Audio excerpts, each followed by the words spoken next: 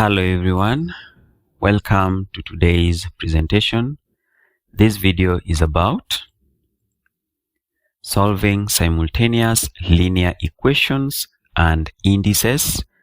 The question we have here today reads, solve for x and y in the following equations. 2 raised to x plus 3 raised to y is equal to 59. 2 raised to x plus 3 minus 3 raised to y plus 2 is equal to 13. Now, the first equation will have just as it is, 2 raised to x plus 3 raised to y is equal to 59. And for the second equation, we are going to apply the laws of indices. So for this first part, we need to recall that addition implies multiplication, so that this part here can be expressed as 2 raised to x times 2 raised to 3. We need to note here that the bases are the same, so the base here is 2. And therefore 2 raised to x plus 3 can also be expressed in that form. And then for the second part, we'll have minus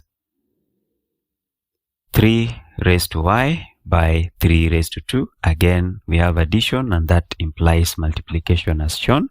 So we have 3 raised to y times 3 raised to 2.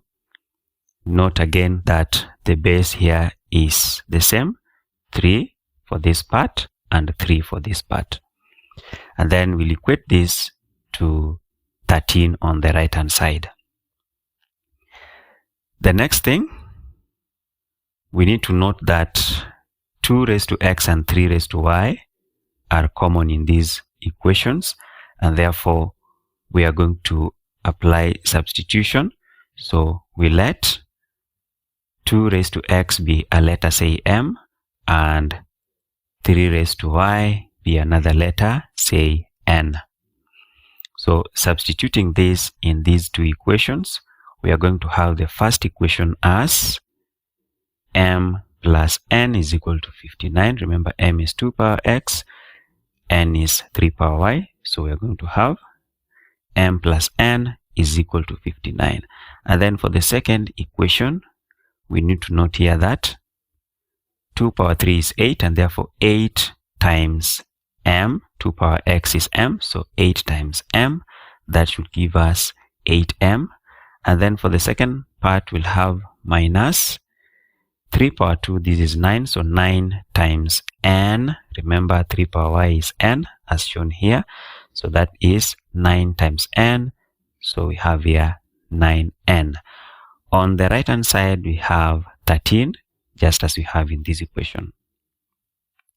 Now we have simultaneous linear equations to solve here. So I'm going to apply substitution method in order to solve these linear equations. You can even opt for elimination method, matrix method, whichever one you are comfortable with. So I'm going to settle on substitution method.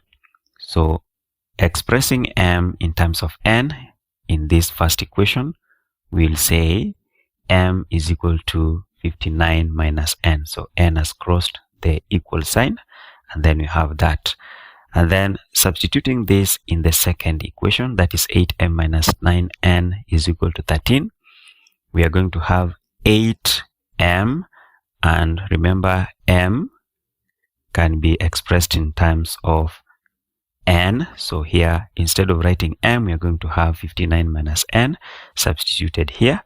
So we have 59 minus n, and then minus 9n.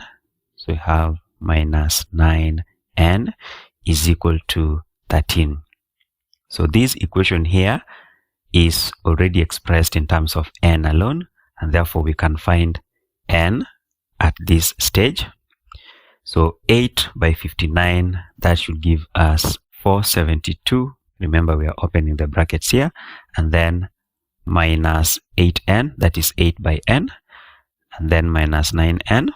This should be equal to 13. So remember, negative 8n minus 9n is negative 17, and therefore we'll have 472 minus 17n is equal to the right hand side 13. Well, 472 can cross the equal sign so that you have 13 minus 472, and that should therefore give us negative 17n is equal to negative 459. 13 minus 472 is negative 459. Dividing both sides by negative 17, we're going to have n as 27. Well, from here, we can come back to this equation and determine the value of m2. So we say m is equal to 59 minus n. Remember, n we already obtained as 27. So here, 59 minus 27, just as we have in this equation here. So m becomes 32. Now that we have the values of n and m, we can now determine the values of x and y. Remember, the equation requires us to solve for x and y. So we are going to consider the first case where n is 27. For n is 27, we can say, remember, n according to this is 3 power y. So 3 power y is equal to n. So in place of n, we are going to write 3 power y. So that means 3 power y is equal to 27. 3 power y is equal to 27. And 27 can also be expressed as 3 cubed. So 3 power y is equal to 3 cubed. From this, we can therefore say that y is equal to 3. At the step where the bases are the same and we are equating, we can as well equate the powers. So y is equal to 3. We can also apply the same for the case of m is equal to 32.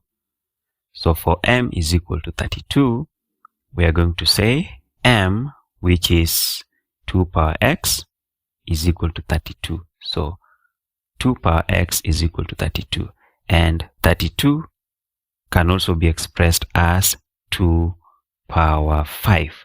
So that this is 2 power x is equal to 2 power 5. Now at this step where the bases are the same and you're equating, we can as well equate the powers, and that therefore means that x is equal to 5.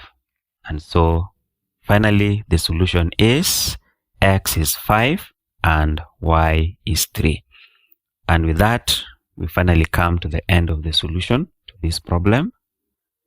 Thank you for staying with me till this end. Thank you for watching. See you on the next one. Bye.